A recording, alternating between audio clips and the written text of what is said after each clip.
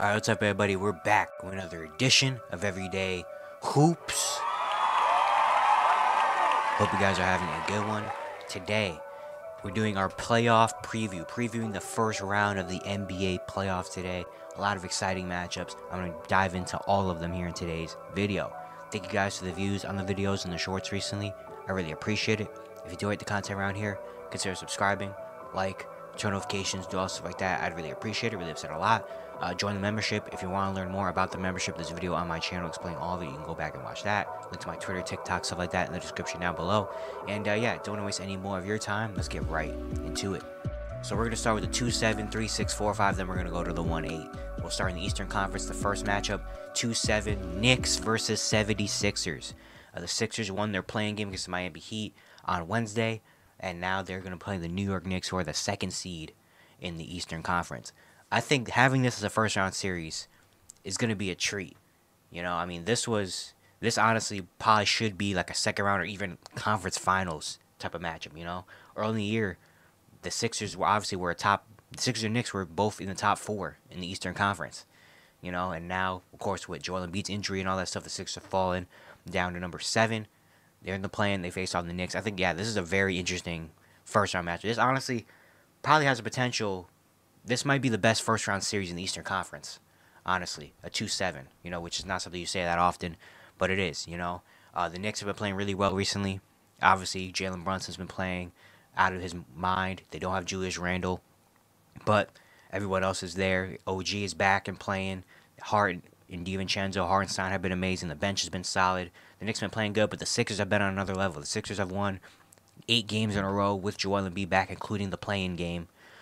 He's been really good, even though conditioning may not be 100% there. We saw that in the play-in game where he had a lot of times where he was just kind of standing on the perimeter, not really fully dominating, establishing himself until the last couple minutes when the game was on the line.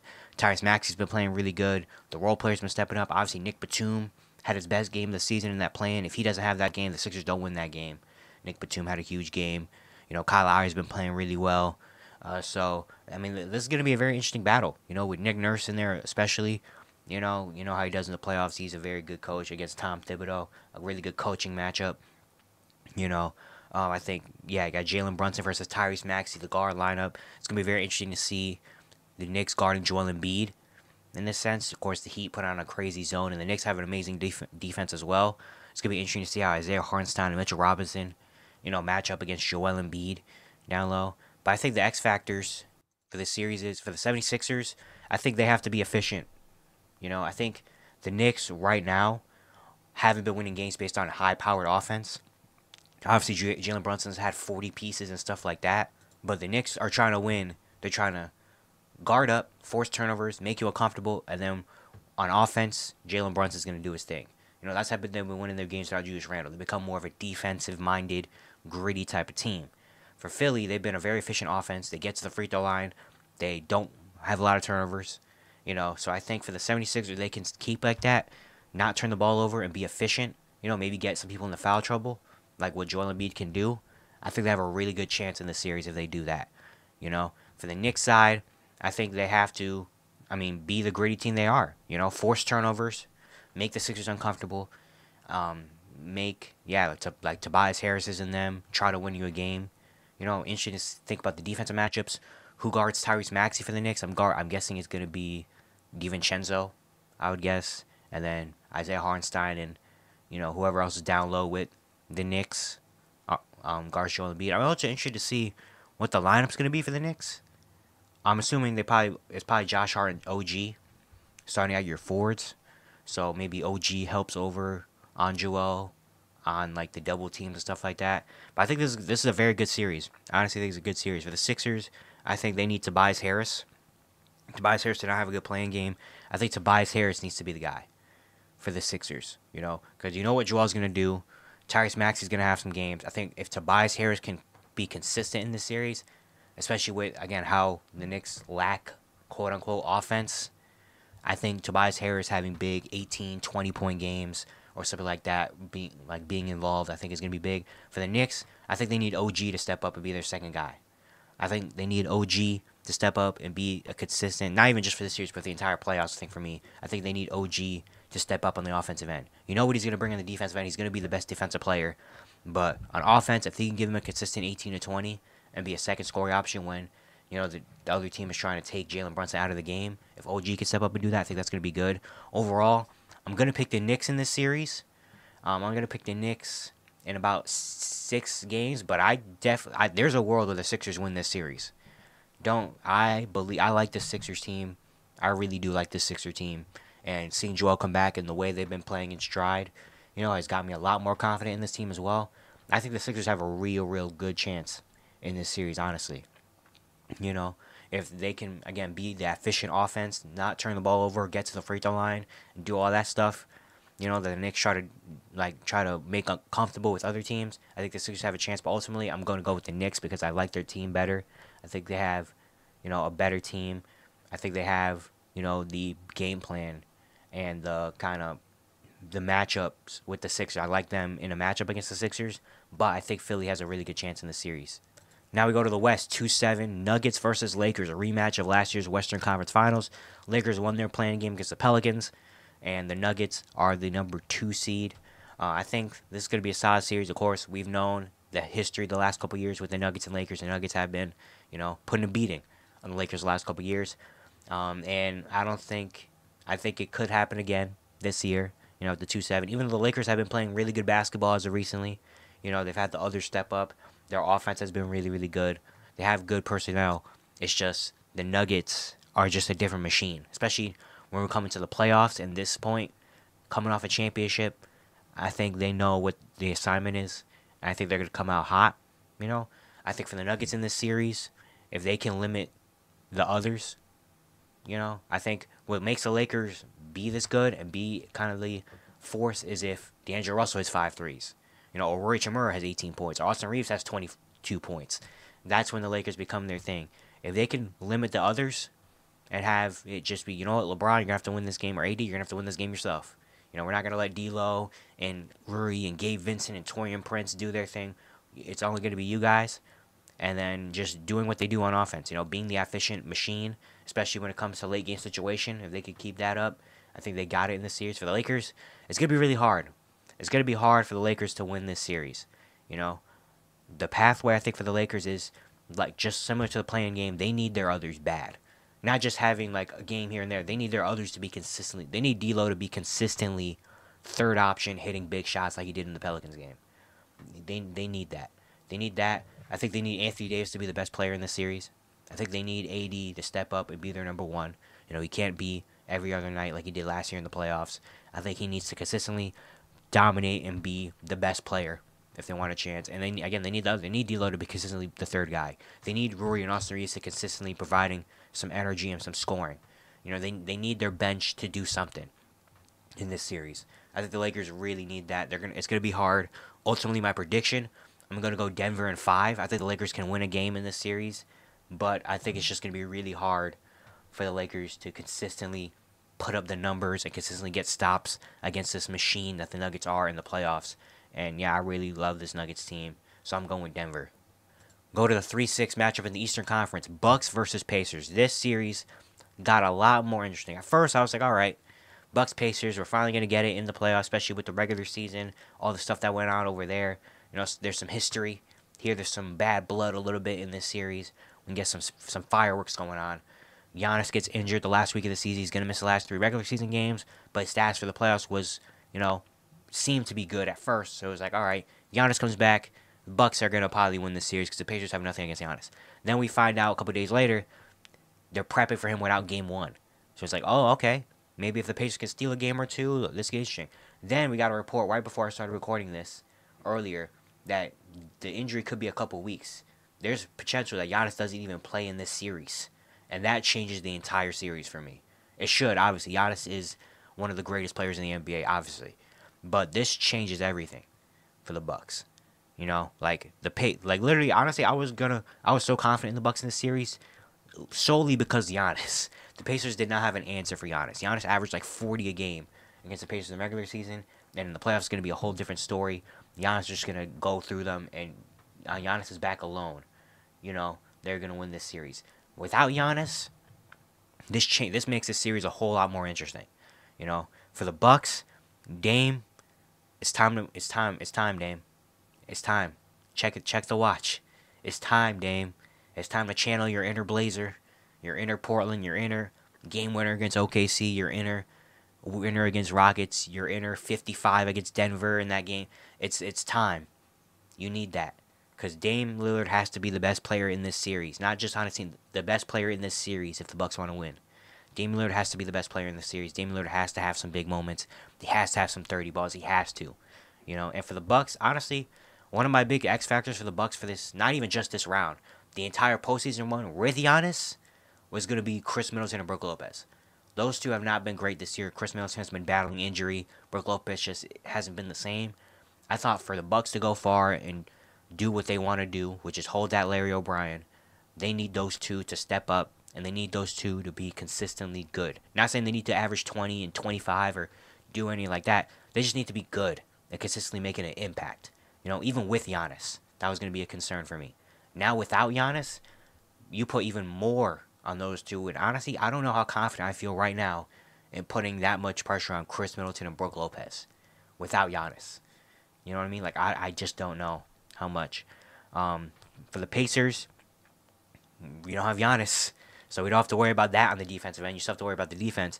But now, honestly, if I'm Indiana, if I'm Rick Carlisle, I don't know if you try this right from the bat, but honestly, if I'm Indiana, I'm sending all my attention at Dame and letting everyone else do it. Honestly, if I'm Indiana, I'm not letting Dame channel that inner Blazer and that inner superstar in him. And I'm saying, you know what? We're not going to let Dame. Chris Middleton, let's see what you got. Let's see how much you got left. Brook Lopez, let's see how much you got left in the tank. Malik Beasley, you're going to have to hit 7 threes. You know, Bobby, Pat Connaughton, Jay Crowder, you're going to have to hit your shots. You know, like, honestly, if I'm Indiana, I would really pay all my attention to Damian Lillard and not let him get going. Because I think if Dame doesn't do the superstar things in the series, I don't think they have a chance, to be honest. If I'm limiting Damian Lillard, because if Damian Lillard is not the best player in the series, I don't think the Bucks win this series. You know, so the Bucks need Dame and they need their others to really perform. For Indiana, they gotta defend, especially at the perimeter. If they can defend on the perimeter, I think if they can defend the Damian Lillards and stuff, I think they have a good chance in the series. They also need Tyrese Halliburton back. They need Tyrese Halliburton to play like Tyrese Halliburton was doing early in the year before the hamstring injury. If Tyrese Halliburton can run the offense and be the engine, and he potentially could be the best player in this series, I think that's going to be big. The addition of Pascal Siakam is going to be huge as well, to have something in the half court where if nothing's really going on, give the ball to Pascal. Pascal's been in these situations before. He knows how to handle these situations. He won a championship, you know, so he can get efficient buckets. And the Bucks also haven't played the Pacers with Pascal, so that's a whole nother thing. But yeah, the not having Giannis in this series potentially is huge. If Giannis does not suit up in this series, the Indiana Pacers are winning this series. Personally, I think if there's no Giannis, Indiana's taking this in 6. You know, maybe even 5, to be honest. Like, I really do not trust this Bucks team without Giannis in the playoffs right now. You know, unless Damian Lillard, again, channels that inner Portland Trailblazer in him, like that 2019 run where they went all the way to the conference finals. Unless he can have that in him, like, I don't really trust this Bucks team without Giannis, to be honest with you. So, if you know Giannis in this series, I'm going with the Indiana Pacers winning this one. I'm going with Indiana. I think their offense is going to be too much, and I think as long as they can get clutch deep, not saying they have to hold the Bucks to 85 points, but if it could just get stops when they need them, like fourth quarter, last 2 minutes, all right, we need 2 stops. If they could do that, I think they're good. And the addition of Pascal, their defense has gotten better, so I'm going with Indiana in this series. The next 3-6 out west, we have Timberwolves versus Suns. This is a very interesting first round series as well. You know, Minnesota, Karl Anthony Towns is back, which is going to be huge. We don't know how much health he is, but he played a game or two, got a week off, and now maybe he can get that conditioning better. It's going to be a little tough to push him right back into a playoff series, so we're going to see how that works. But, yeah, I think this is interesting. You know, the Suns have been starting to hit their stride a little bit the last couple weeks. Bradley Beal has been playing a lot better the last couple games, which is huge for the Suns, because that's how they win this series. They need Bradley Beal. He's the X factor for me for the Phoenix Suns. If Bradley Beal could continue playing the way he's been playing the last weeks of the season, and that last game against Minnesota where he put up 35 or whatever he did, I think the Suns can take this series if Bradley Beal is playing like Bradley Beal. I've said it a couple times. I'm not really a big believer in this Phoenix Suns team.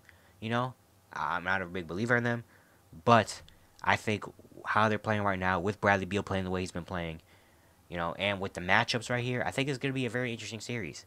I think the Timberwolves have the defenders for the Suns. I feel like too though. Jaden McDaniels versus Kevin Durant. That's going to be an interesting matchup.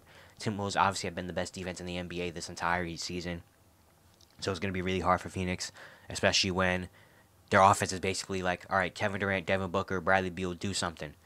It's not like they have some bench punch or anything like that. They do have Grayson Allen, who just got extended, that has been the best three-point shooter in the NBA this season. So they have that on their side. But it's going to be hard for Phoenix, honestly. I think for the Phoenix, again, I think they need Bradley Beal. If Bradley Beal can consistently play like how he's been playing the last week of the season and have some big moments and have some big games, especially if they're locking in on Kevin Durant and Devin Booker and one of them isn't having a good game, if Bradley Beal can have that game, I think that could be it for the Suns. For the Timberwolves, of course, they need Cat. They need Cat to kind of be, not saying that he needs to average 30, but I'm saying they need Cat to kind of hit some big shots and have some big plays for them. But also their fourth quarter offense. The thing about the Timberwolves has been their offense has got a little shaky late in games. We've seen that in a couple closeout games where Timberwolves offense has been a little shaky. But the Suns also have not been a good fourth quarter offense as well this season.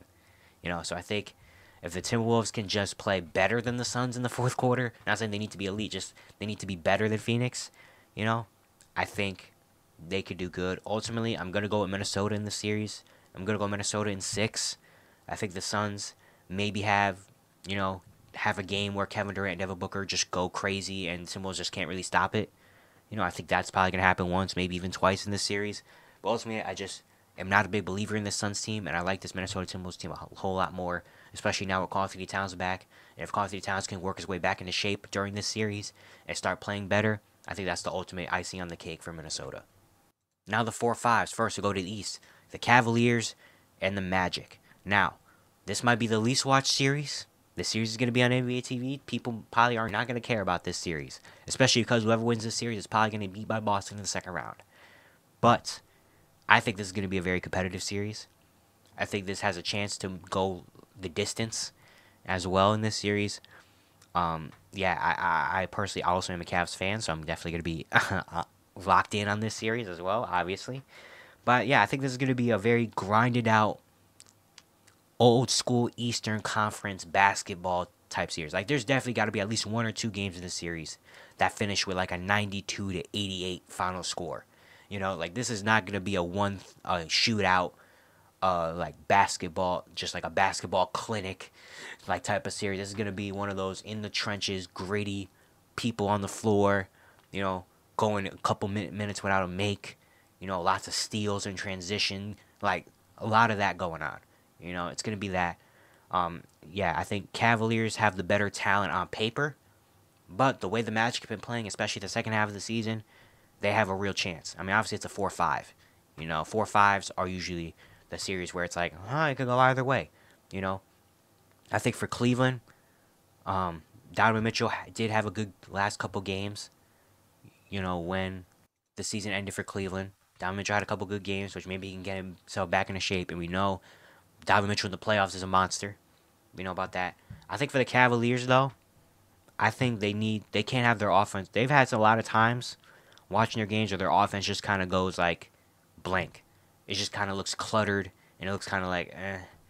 But I think if they get their offense, they can't have those moments like that.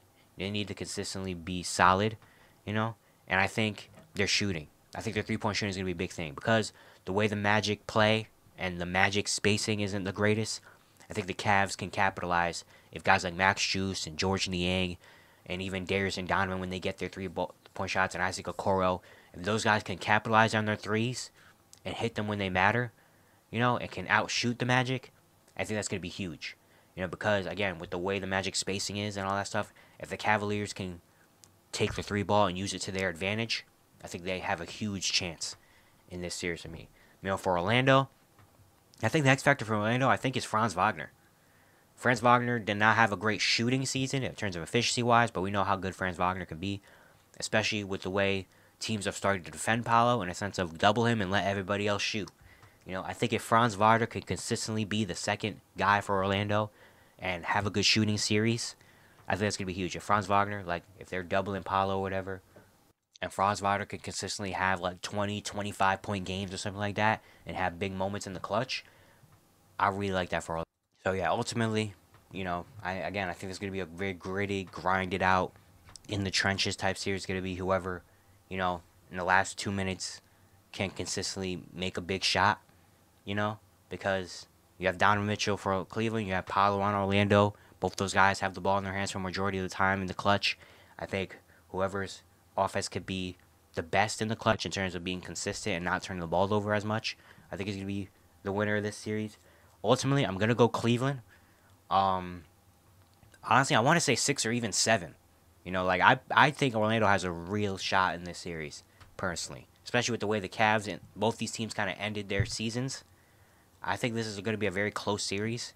I'm going to go Cleveland ultimately in 6, but the Magic, don't sleep on the Magic. Do not sleep on the Magic, personally. Next 4-5 in the West, Clippers, Mavs. For the third time in 5 years, we get this series. This is going to be the most watched series. This is going to be the series that you cannot miss. This is going to be the series. Get your popcorn ready. This is going to be the one. Now, we don't know about Kawhi's status right now. It looks like he's up in the air right now for game 1 potentially. So that's obviously the huge looming factor in this series is Kawhi Leonard, because we know Kawhi Leonard is the best player on the Clippers, and we know what he does in the playoffs. We know his resume. So I think that's a huge factor. Obviously, the Mavs have been the hottest team in the NBA to end the season. Since the trade deadline, they've been one of the best teams in the league. Their offense has been ridiculous. Their defense has gotten a lot better. They might have the best player in the series in Luka Doncic. So, yeah, Dallas has been playing on fire. But the Clippers have been kind of the opposite. They were in December, January, they looked like an unstoppable force. And then after All-Star break, February, March, they kind of have taken a step back a little bit. They've had a couple injuries here and there. Their effort has been questioned a little bit as well. But now we're here. It's playoff time. This is where you got to step up, And again, Kawhi Leonard is a huge factor for me, obviously. Like, if Kawhi Leonard is out there, I like the Clippers. If Kawhi isn't out there, I think this is the Mavericks series for the taking. These teams are also so similar in a sense, too.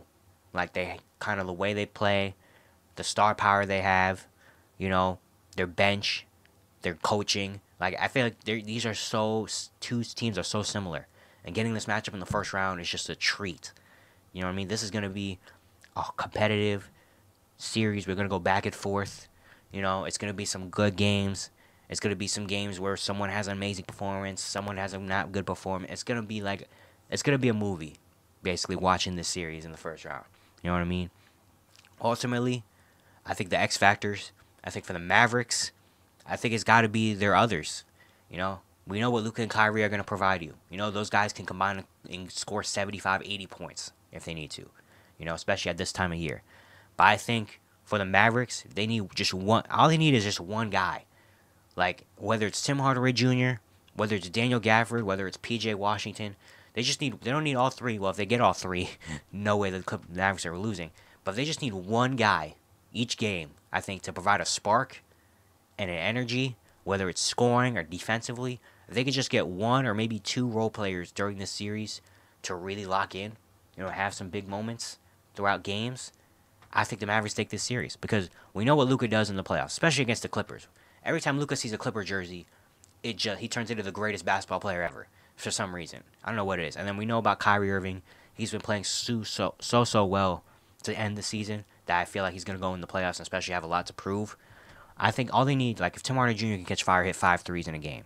If P.J. Washington have a 20-point game. If Daniel Gafford can have a game where he's 9 for 9 with a couple blocks as well. If Josh Green can have a big 3-pointer or 2 late. If Dante Exum can hit big shots like he did during the end of the season. That's all they need. All they need is just 1 or 2 players to make plays throughout the game, and they got it for me. That's how much I trust in this Mavericks team. For the Clippers, obviously, one, they need Kawhi Leonard healthy. If Kawhi Leonard is not healthy, they need Paul George to be the number 1. I think if Kawhi Leonard isn't out there playing, and he's not healthy and he maybe doesn't play game 1 or 2, it's Paul George time. Paul George needs to establish himself as the 1A and be like, all right, this is me right here. They need that. Obviously, that puts a lot more expectation on James Harden, which I don't know how much I trust putting that much expectation on James Harden in the playoffs. We've seen that in the past couple of years, which is why I liked him kind of as a number 3 instead of a number 2. Without Kawhi, he turns into number 2. But I think, for the Clippers, they need Paul George to kind of be their guy, and I think they need to lock in defensively. I think their defense took a nosedive the second half of the season. They went from like a top 10 to like their second half of the season defense was like worse than like the Blazers. Something like it was horrible. It was bad. I think they need to regain that defensive intensity. If they can regain that defensive intensity, I think that makes things a lot worse for Dallas, because that means maybe the others can't really get as much involved as they need to be. But ultimately, I think there's going to be a really good series. I'm taking Mavericks in 7. I think the Mavs have been playing too good of basketball. Kawhi's injury, we never know with Kawhi's injury, so I don't want to bank on Kawhi being there, maybe not being 100% healthy, you know what I mean? I'm going with Dallas. I think they've been playing so good with basketball lately that it's just hard not to take Dallas and hard not to see Dallas win this series. But I think this is going to be an amazing one. And finally, we have the 1-8s. Now, I'm recording this on Friday morning, so we do not know who the 8 seeds in each conference are going to be, but I'm going to speculate. I'm going to give my prediction if it's either one. We'll start our East with Boston. I think whoever the 8 seed is, Boston's winning in 4, honestly. If it's Miami, if Jimmy Butler was going to be around, I was going to say it's going to be a better series. But unfortunately, Jimmy Butler has an MCL sprain. He's most likely not going to play in the series. If Miami Heat does win tonight and they do make the playoffs, Jimmy Butler being there is not a definite guarantee. And without Jimmy Butler, I just don't see a world where Miami wins. Even though Eric Spoelstra is an amazing coach and he's going to put together a game plan, and for some reason, at some point in time during this time, Miami somehow just has players step up randomly. You know what I mean? But I just think personally, I don't think without Jimmy, there's no chance for Miami. And then if it's Chicago, I don't think I need to really say why I don't think Chicago is going to beat Boston in a playoff series. So I think whoever wins that Eastern Conference 8 seed, they're gonna get dominated by Boston. If they don't, then there might be a problem. Now going out west, the 1-8, OKC is either going to play the Pelicans or the Kings. If they do play the Pelicans, again, we have kind of injury questions about Zion. We know Zion's not playing tonight. We don't know specifically how long the injury is going to be. So if the Pelicans do win tonight's game and do make the playoffs, we don't know about Zion's health. I can assume maybe he's not going to play in 1 game, maybe 2 games, but after that, who knows, But I think it's an interesting series if it's the Pelicans, Honestly, I think the Pelicans had a better chance, obviously, if Zion's there, But I think the Pelicans have a good enough team and good enough players, and I like Willie Green as a coach, that New Orleans can put together a decent game plan even without Zion and maybe take a game or 2 off OKC. They have Brandon Ingram, who didn't play well in the first playing game, but maybe now he's going to have more on himself. Maybe he can get a little bit into better shape in this game. CJ McCollum, again, even though he didn't have a good playing game, he'd been one of the hottest players in the league the last week of the season, shooting ridiculous. They're going to need CJ, and they have wild cards. Guys like Trey Murphy can go off and have a 6 or 7 3-pointer game. Jose Alvarado and Larry Nance could come in off the bench and hit some shots. Herb Jones can lock in defensively, and now he's become a capable 3-point shooter. Valanciunas, with the OKC Thunder size, not having size, JV maybe can have a big 18, 20-point game in this series. Like, the Pelicans are just that wild card team where it's like they have the talent and players where it's like, you never know, maybe they could. That's why if the Pelicans do win this game and do play OKC in the first round, I'm going to take OKC. I'm taking them in 6, though, because I feel like, again, the Pelicans are just such a wild card type of team that the Pelicans could put together a game plan and win 1 or 2 games, especially if Zion is there. If it's Sacramento, if Sacramento wins and they play OKC, I think it's going to be very interesting. Sacramento's dealing with their own injury problems. No Malik Monk and Kevin Huerter just hurt a lot. That's so much offense right there. That's game change. Like, Malik Monk can really come in and change a game, and come in and have a 20-point game and win a game that changes the series. You know what I mean? Kevin Huerter can too. So not having both of them is going to be really, really hard. Even though they did blow out the Warriors without those two, De'Aaron Fox is amazing. De'Aaron Fox versus Shea would be very, very fun to watch. Sabonis down low against Chet. The Thunder not being a big rebounding size type of team, and Sabonis being the best rebounder in the NBA. That's going to be very interesting to see that Sabonis versus Chet matchup. You know, I think Sacramento will give him a good fight, but ultimately, I would go OKC in 5. Again, Malik Monk haven't hurt so much offensively, you know, that I just don't know how much the Kings can hold up without those two for an entire series, especially against an OKC Thunder team that Shea can go for 35 anytime he wants. J-Dub can have big 20, 25-point games, and they've been playing just amazing basketball. You know, they just play really good ball. So, ultimately, if it's New Orleans, I'm going OKC in 6. If it's Sacramento, I'm going OKC in 5. Ultimately, either way, I think OKC wins their first round matchup. But yeah, it's going to be it for today. Hope you guys enjoyed. Let me know your predictions down below in the comments. I'm so excited for these playoffs, man. I think it's going to be amazing time. But yeah, if you do like the content around here, again, consider subscribing, like, turn notifications, do all stuff like that. I'd really appreciate it. Really helps out a lot. And yeah, I'll see you guys tomorrow.